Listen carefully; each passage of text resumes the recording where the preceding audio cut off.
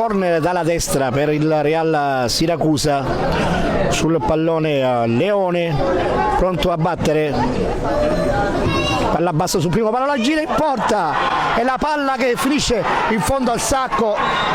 la rete di Brancato per il vantaggio ospite. Corner di Leone e girata di Federico Brancato di testa De Emanuele. Pertosto, il capitano dell'Aci Sant'Antonio, alza la testa, palla centrale, Betty Lopez, la sponda per Ciccio Catania, il dribbling in area, ancora Catania,